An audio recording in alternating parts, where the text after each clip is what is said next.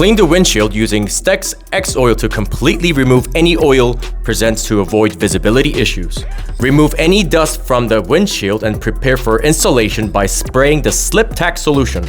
Remove the release film and spray slip solution on the adhesive side. Place and position the film onto the windshield, trimming any access parts.